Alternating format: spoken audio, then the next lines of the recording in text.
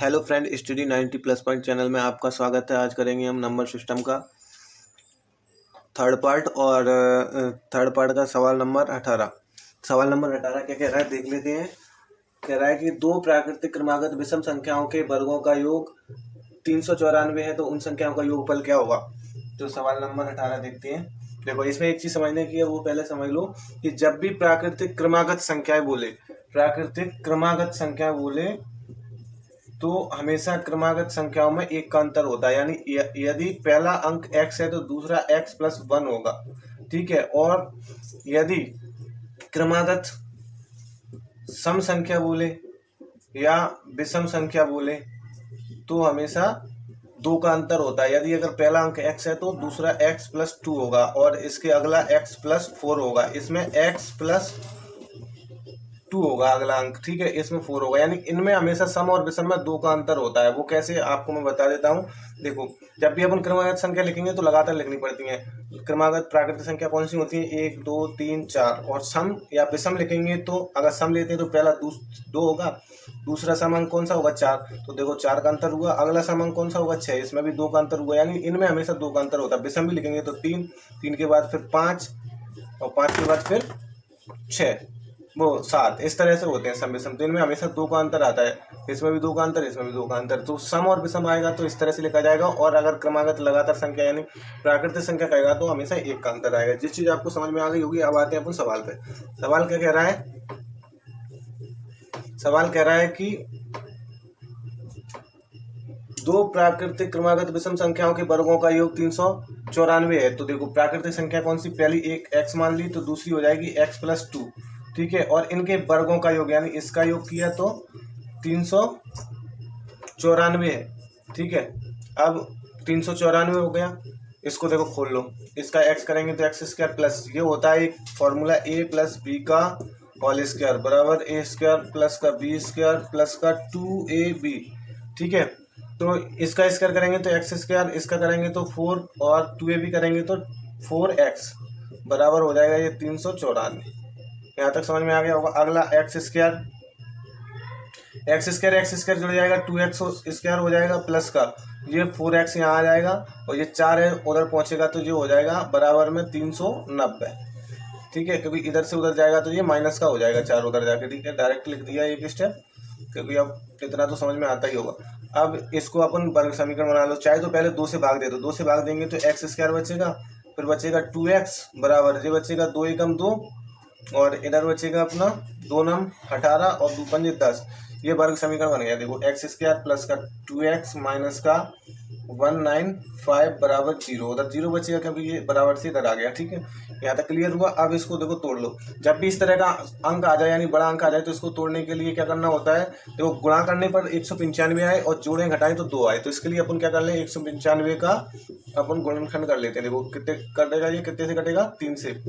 3 छंग 18, 3 पहिया 15, फिर 5 से, 5 एकम 5, 5 तिया 15, फिर 13 से, 13 एकम 13। देखो 5 तिया 15 और 15 का गुणा 13 में करेंगे तो 195 आएगा और 15 में से 13 गया तो 2 बचेगा। यानी ये हो गया अपना x² प्लस का 15x माइनस का 13x माइनस का 195। तो इस तरह का गुणनखंड करने के लिए हमेशा ऐसे कर लिया करो। तो गुणा करने पर अपने कितने आ रहे हैं, 15 का 13 में गुणा करेंगे तो 95 आएंगे और 15 में से 13 गया तो 2 आएगा। तो यही तो होता है वर्ग समीकरण, गुणा करने पर 2 आ जाए और जोड़े या घटाए, वो गुणा करने पर 195 आ जाए और जोड़े या घटाए तो 2 आ जाए। इस तरह का हमेशा बड़ा अंक आ जाए तो गुणनखंड करके देख लिया करो, ठीक है। ये क्लियर हो गया होगा। यहाँ से अपन जोड़ा बना लो, इसका जोड़ा इसका जोड़ा।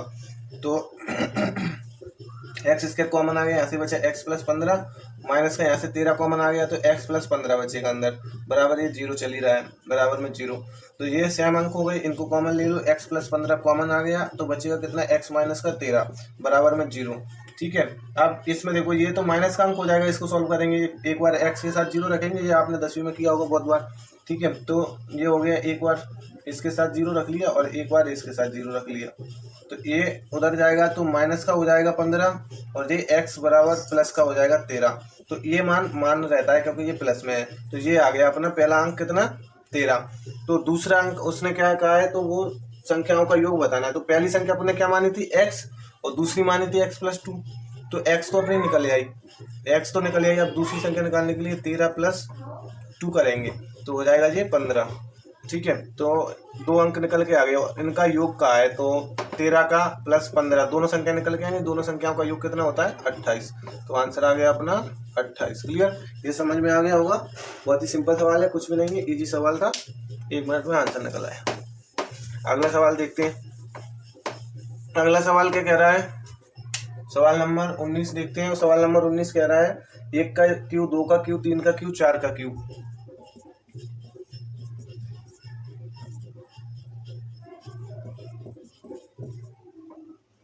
प्लस 10 का क्यूब बराबर दिया है 30 25।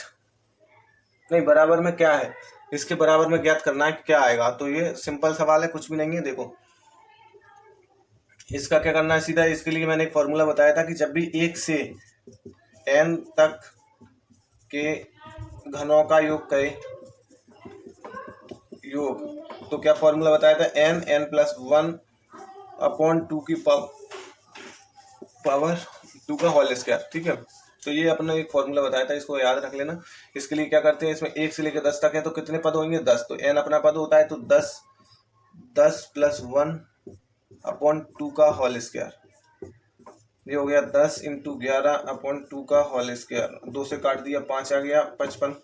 55 का स्क्वायर करेंगे तो हो जाएगा अपना 55 25 और 6 पंगे 30, तो 30 25 आंसर आ गया अपना कितना 30 25। क्लियर हुआ, बहुत ही सिंपल है, कुछ भी नहीं है, 1 मिनट के सवाल है, 1 सेकंड में आंसर आ जाता है।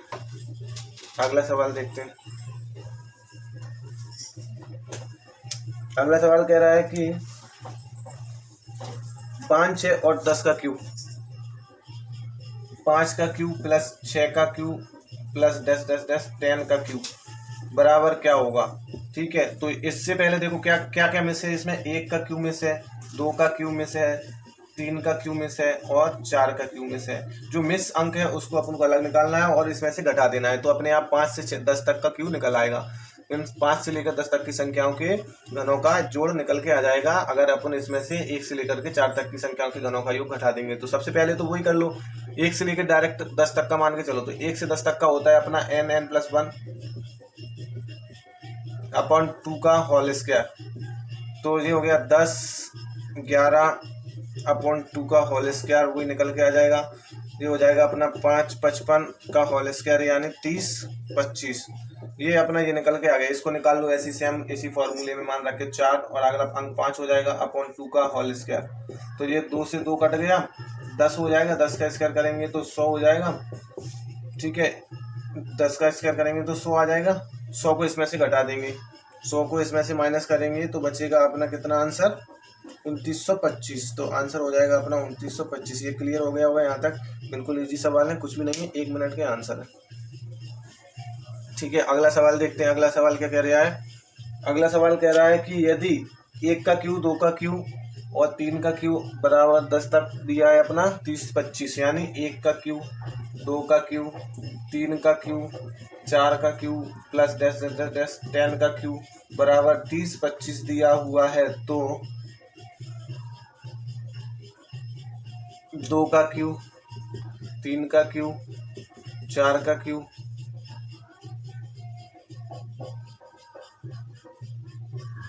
ये दिया हुआ है, तो 4 प्लस 32 प्लस 108 और 4000 बराबर क्या होगा। अगर इसका पूरे का मतलब ये है तो इसका मतलब क्या होगा, इसमें देखो 4 कॉमन दिख रहा है तो 4 कॉमन ले लिया, इसमें फिर 4 8 32 हो गया, 4 दूनी 8, 4 7 28 हो गया, प्लस 10 4 पर यानी 1000। ये बन गया अपना सेम पहले जैसा। देखो कैसे, 4 1 का क्यूब कर सकते हैं, 2 का क्यूब लिखेंगे तो 8 हो जाता है, 3 का क्यूब लिखेंगे तो 27 हो जाता है, प्लस 10 का क्यूब लिखेंगे तो हो जाता है अपना 1000। ठीक है, तो ये सेम अंक इसके जैसा बन गया है। देखो इस पूरे का मतलब 30 25 है तो इसका भी पूरे का मतलब 30 25 हो जाएगा। इसका मल्टीप्लाई कर दो बस, 4 पंगे 20, 4 दूनी 8 और 4 तिया 1200। ये आ गया आपका आंसर 12100। बहुत ही सिंपल सवाल है, एक एक लाइन के वन लाइनर सवाल है, इनमें कुछ भी नहीं है। थोड़ा आगे जो सवाल आएंगे वो अच्छे हैं, इनको थोड़ा दिमाग में रखने पड़ेंगे। ये तो बिल्कुल इजी सवाल है, एक लाइन के हैं। अगला सवाल भी सेम सवाल है, कुछ भी नहीं बदला है, थोड़ा सा बदल दिया है। देखो 1 का क्यूब, 2 का क्यूब, 3 का क्यूब प्लस 4 का क्यूब प्लस 10 का क्यूब बराबर 30-25। तो 2 का क्यूब, 4 का क्यूब, 6 का क्यूब प्लस 20 का क्यूब का मान बताना है। तो अपन को क्या करना है, 2 का क्यूब, फिर 4 का क्यूब, 6 का क्यूब प्लस 20 का क्यूब का मान बताना है। तो ये देखो क्या इसमें क्या कॉमन दिख रहा है, 2 का क्यूब कॉमन दिख रहा है, तो 2 का क्यूब कॉमन ले लिया, यहाँ से 1 बचेगा, प्लस यहाँ पे 2 का क्यूब कॉमन लेंगे तो 2 पे का 3 बचेगा, यहाँ पे 2 3 6 होता है तो 3 पे का 3 बचेगा, एंड 10 कॉमन 10 पे का 3 बचेगा। ठीक है, ये क्लियर हो गया यहाँ तक। अब इसको भी क्यों लिख सकते हैं, अब ये देखो ये पूरा का पूरा मान कैसा बन गया, इसके जैसा सेम। तो इस 2 पे का 3 को क्या लिख सकते हैं अपन, 8 लिख सकते हैं, इस वाले अंक को 8 लिख सकते हैं, और इस पूरे अंक का मतलब होता है ये, यानी 30-25 जो अपन को निकाल के दिया हुआ है इसका इसमें गुणा कर दो, बस आंसर एक लाइन में। 8 पंगे 40, 8 दूनी 16, 4 20, हासिल की 2 और ये 2, 8 3 24, तो आंसर आ गया 24,200। एक लाइन के आंसर थे, कुछ भी नहीं। ठीक है, अगला सवाल देखते हैं। अगला सवाल क्या कह रहा है,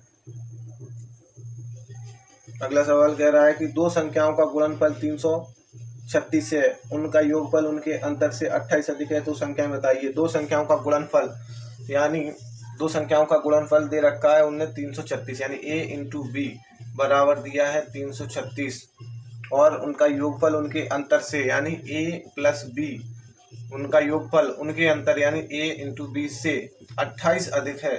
ठीक है, इसको अपन लिख सकते हैं a प्लस बी,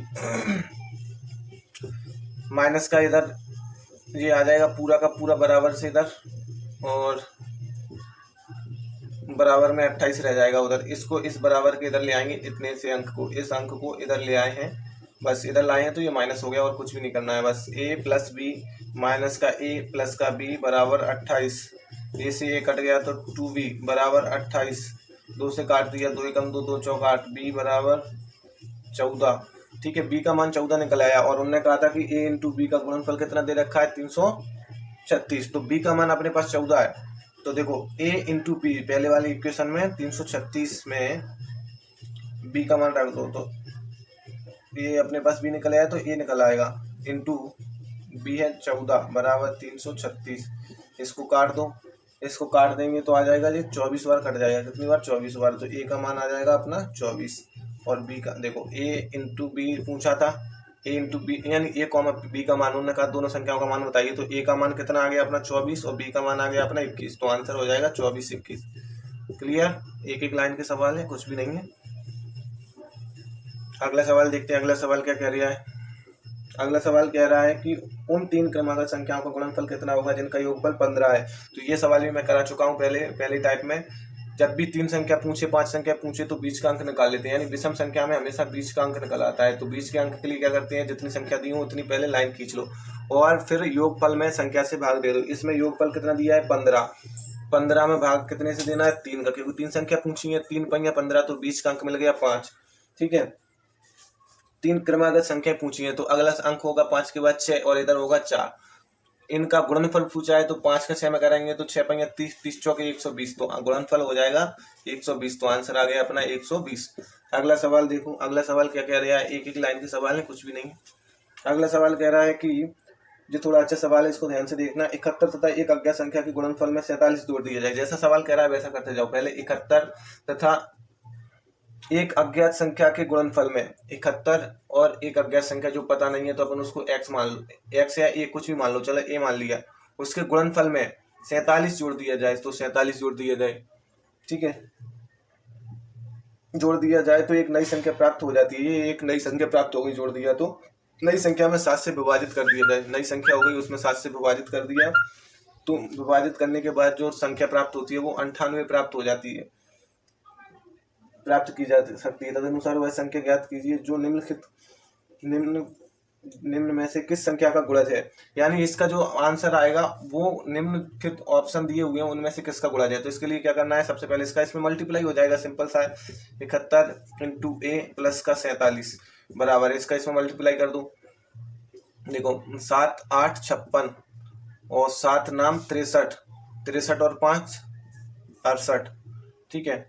अब 71 इंटू ए बराबर, ये उधर जाएगा माइनस का हो जाएगा, घट जाएगा, तो 616 माइनस का 47, 16 में से 7 गया तो 9 बचेगा, ठीक है। और ये हो गया अपना 7, 7 में से 4 गया तो 3 बचेगा, और ये हो जाएगा 5 बराबर, ये घटा के लिख दिया, और ये है 71 इंटू ए, 71 से इसको काट देंगे तो ये 71 से 9 बार कट जाएगा, यानी ए का मान आ गया अपना 9। 9 निम्नलिखित तो ऑप्शन दिए हुए हैं, पहला ऑप्शन है 2, फिर दिया है 4, फिर दिया है 5, फिर दिया है 3। तो 9 में किससे भाग जाता है, देखो 2 से जाता नहीं है, 4 से जाता नहीं है, 5 से जाता नहीं है, 3 से जाता है, तो ऑप्शन अपना आ जाएगा आंसर 3, ठीक है। 3 से भाग चला जाता है 9 में, सिंपल सवाल है। अगला सवाल देखते हैं, अगला सवाल क्या कह रहा है, यदि दो संख्याओं के योग को उन संख्याओं से अलग अलग गुणा किया जाए तो गुणनफल क्रमशः 247 तथा 144 आता है, तदनुसार उन संख्याओं का योगफल कितना होगा। सवाल नंबर 26 देखते हैं। सवाल नंबर 26 कह रहा है, यदि दो संख्याओं के योग को यानी योग यानी a प्लस बी को पहले a से गुणा किया जाए तो कितना प्राप्त होता है, 141। जैसे सवाल कह रहा है वैसा करना है। देखो दो संख्याओं के योग को उन संख्याओं से अलग अलग यानी उन्हीं संख्याओं से अलग अलग गुणा किया जाए, यानी उनके योग को, तो फिर से योग ले लिया, अब पहले ए से गुणा कर दिया जाए, अलग अलग कह रहा है अब बी से करना पड़ेगा, तो गुणनफल कितना प्राप्त होता है, एक पहला अंक होता है 247 और दूसरा होता है अपना 114, ठीक है। अब इनको क्या करते हैं, सीधा जोड़ दो, तदनुसार उन संख्याओं का योगफल क्या होगा, तो अपन इनको जोड़ दो। देखो जोड़ेंगे तो क्या करेंगे, देखो इसी तरह से लिखना पड़ेगा a प्लस बी इंटू में a, फिर इसको जोड़ेंगे तो प्लस लिखना पड़ेगा, फिर इस वाले मान को रख लो a प्लस बी इंटू में b बराबर, इनको जोड़ेंगे तो 7 और 4 11 और ये हो जाएगा 5 और 1 6 और ये हो जाएगा अपना 3, ठीक है। देखो a कॉमन मिल गया तो a प्लस बी और ये भी a प्लस बी हो जाएगा, क्योंकि इसको कॉमन ले लिया इस वाले अंक को, तो 8 जाएगा, यहाँ से a बचेगा, यहाँ से b बचेगा, और ये 361। ये दोनों वर्गमूल बन गए, a प्लस बी यानी इनका होल स्क्वायर लिख सकते हैं, दो बार लिखे हैं, a प्लस बी 2 बार है तो इनका होल स्क्वायर लिख सकते हैं, ठीक है। तो ये होता है अपना 361 किसका वर्गमूल, 19 का वर्गमूल, इसको 361 को अपन 19 लिख सकते हैं, और वर्गमूल से वर्गमूल कट गया तो a प्लस बी बचेगा कितना, 29। तो आंसर आ गया उनका संख्याओं का योग कितना होगा, 19। बहुत ही सिंपल सवाल है, कुछ भी नहीं है, एक एक लाइन के सवाल है, आगे आएंगे वो सवाल थोड़े अच्छे होंगे।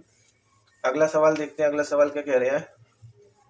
अगला सवाल कह रहा है कि दो संख्याओं का जोड़ 24 है और उनका गुणनफल 143 है। दो संख्याओं का जोड़ यानी a प्लस बी 24 दिया हुआ है और उनका गुणनफल यानी a इंटू बी 143 दिया हुआ है। तदनुसार उन संख्याओं के वर्गों का योग पूछा है, तो अपन को a का स्क्वायर प्लस b का स्क्वायर निकालना है। तो इसके लिए अपन ने अभी एक फॉर्मूला लिखा था, वही फॉर्मूला इसमें पुट हो जाएगा।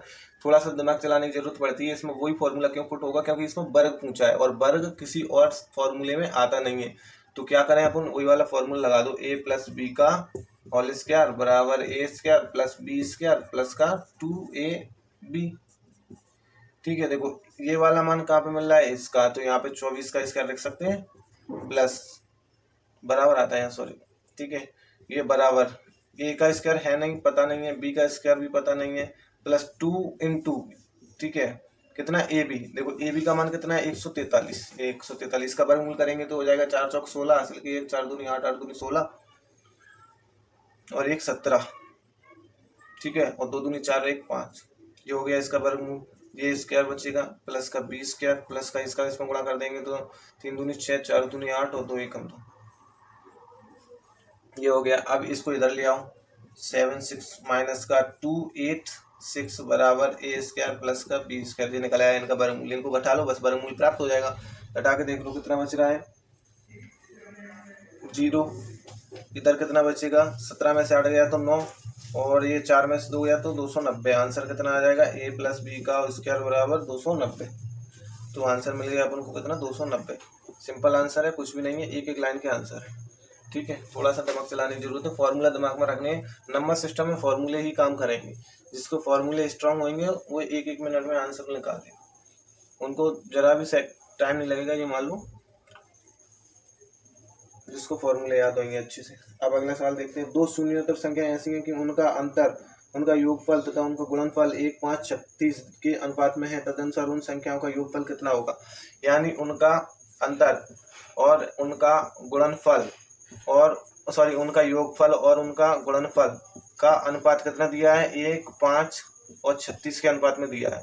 ये अनुपात में दिए हुए हैं, ठीक है। तो सबसे पहले इस तरह के सवाल के लिए अपन सबसे पहला अंक उठा लेते हैं। तो सबसे पहला क्या है अपने पास, a माइनस का b अनुपात में होती है तो हमेशा बटे में रखते हैं, तो बटे में रख लो। अगली संख्या a plus b, a minus b का मान कितना है 1 और a प्लस बी का मान कितना है 5।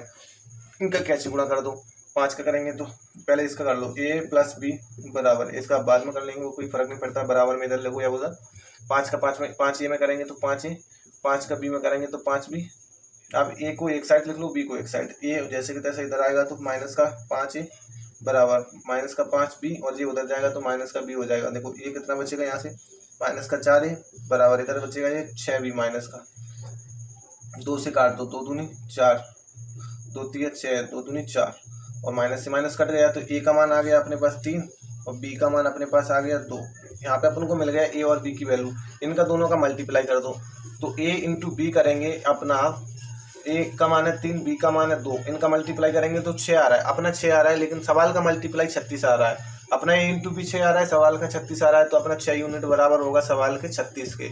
अपना 6 यूनिट सवाल के 36 के, तो 1 यूनिट बराबर 6 आ गया, 1 यूनिट का मान आ गया 6। अब पूछा है कि सवाल का योग बताइए, तो 1 यूनिट की वैल्यू 6 है, तो 5 यूनिट की वैल्यू कितनी हो जाएगी, 5 में 6 का गुणा कर दो तो 5 छक्के 30। और अगर सवाल पूछता कि a और b का अंतर बताइए, दोनों संख्याओं का अंतर बताइए, तो अंतर कितना होता है, 1 यूनिट की वैल्यू 6 है, तो इधर भी 1 है, तो 1 यूनिट की वैल्यू 6, तो यानी 6 आंसर हो जाता।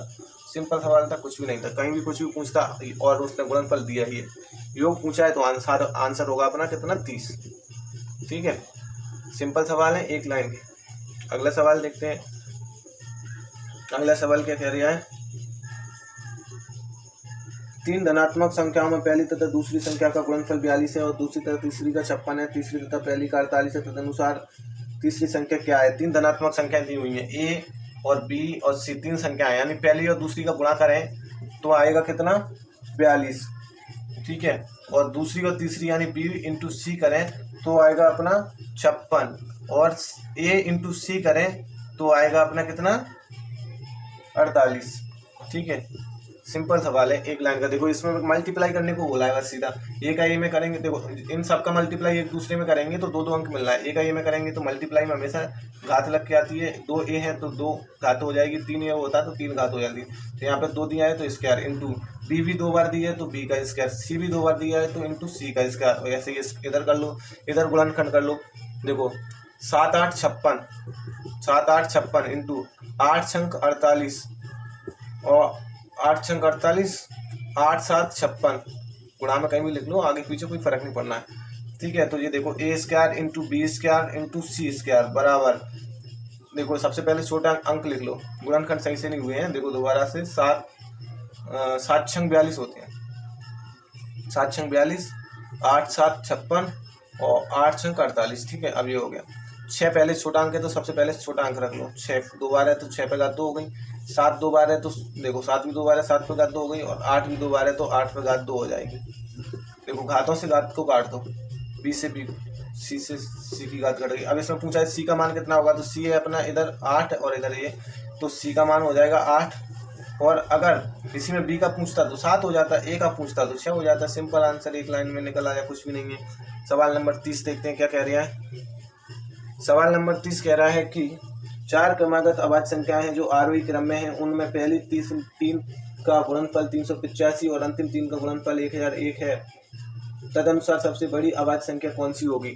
बहुत ही सिंपल सवाल है, इसको देखो ऑप्शन से उठा के देख लो, 1 मिनट में आंसर निकल आएगा। 4 संख्याएं हैं, मान लो ए बी सी और डी। वैसे इसको अगर देखो पहले अपन ऑप्शन से करेंगे तो बहुत जल्दी हो जाएगा, और वैसे करेंगे तो थोड़ा लंबा हो जाएगा, वैसे भी निकल आएगा। वैसे इसमें आपको क्या करना पड़ेगा, पहली 3 संख्याएं ले लेंगे और अगली 3 संख्याएं इनको लिख के उनका एलसीएम निकालना पड़ेगा, जो किताब में ही दिया हुआ है, आप वहां से समझ सकते हैं। उसमें भी थोड़ा अच्छा दिया है, लेकिन इसको ऑप्शन से करेंगे तो और भी जल्दी हो जाएगा। इस ऑप्शन से करने के लिए क्या कह रहा है, देखो 4 क्रमागत संख्याएं जो आरोही क्रम में है, उनमें पहली 3 का गुणनफल 385। तो अपन ऑप्शन ले लो और इसमें पूछा है कि सबसे बड़ी संख्या कौन सी होगी। तो सबसे बड़ी संख्या मान के चलो, सबसे पहला ऑप्शन ले लो कि अपन ने मान ली कि सबसे बड़ी संख्या 11 होगी। तो 4 संख्या कही है, अपन ने एक सबसे बड़ी संख्या 11 मान ली, तो 11 से पहली कौन सी संख्या होगी? अभाज्य संख्या। 11 से पहली अभाज्य संख्या कौन सी होगी? 11 से पहली होगी अपनी 10 में भाग जाता है, 9 में भी जाता है तुम्हारा, 8 में भी जाता है तो 7, ठीक है। उसके बाद होगी 5, उसके बाद होगी आपकी 3, इस तरह से, ठीक है। और 4 संख्या पूछी है। अब प्रथम 3 का गुणनफल करके देखो कितना आ रहा है। 7 पंजा 35 और 35 दिया, ये तो आ रहा नहीं है 385, तो पहला हो ही नहीं सकता ऑप्शन। अगला ऑप्शन लेते हैं। अगला ऑप्शन दिया है 13। 13 से पहली अभाज्य 11 होगी। 11 से पहली अभाज्य अभी लिखी थी वही लिख दो बस। 11 से पहली कौन सी आती है? 7। 7 से पहली कौन सी आती है? 5। इनके गुणा कर लो। प्रथम संख्याओं के गुणा करके देखो, प्रथम 3 का गुणनफल कितना दिया है? 385। तो देखो इसका इसमें करेंगे तो 77 आ गया, इंटू 77 का गुणा 5 में करेंगे तो 7 पंजा 35 की 5 हासिल की 3, 7 पंजा 35 और 35 और 3 38। देखो 385 आ गया, यानी पहले 3 का गुणा कर रहे हैं तो 385। इसका मतलब 13 अपना आंसर हो जाएगा, यानी 13 ऑप्शन में दिया है तो 13 अपना ऑप्शन हो जाएगा, ठीक है। और अगला है अपना, इसके बाद जरूरत ही नहीं है कुछ करने की, बस ये आंसर निकल आया। और भी अगर मैच करना है तो अगली स्टेप करा कि अगली 3 यानी इन तीनों का गुणा करके देखेंगे तो 1001 आंसर आ जाएगा, ठीक है। पीछे की 3 और इधर की 3 ऐसे करेंगे, इधर से 3 करेंगे तो यहाँ से 3 लेंगे और पीछे की 3 लेंगे तो यहाँ से 3 का गुणा करेंगे, बस इतना करना है। और ऑप्शन तुम्हारे इसमें दिए हुए हैं। पहला देखो ऑप्शन क्या था, पहला ऑप्शन है 11, दूसरा है 13 और था अपना 17, इसके बाद था अपना 19, तो अपना निकल के आ गया तो 13, ठीक है। सिंपल है, कुछ भी नहीं है, ऑप्शन आप देख लेना। क्लियर है। इसमें 30 ही सवाल करते हैं और इसके आगे के सवाल अपन अगली वीडियो में करेंगे, ठीक है। लेकिन हाँ यार, इसको थोड़ा सब्सक्राइब जरूर कर देना क्योंकि इसमें बहुत मेहनत लगती है वीडियो को बनाने में।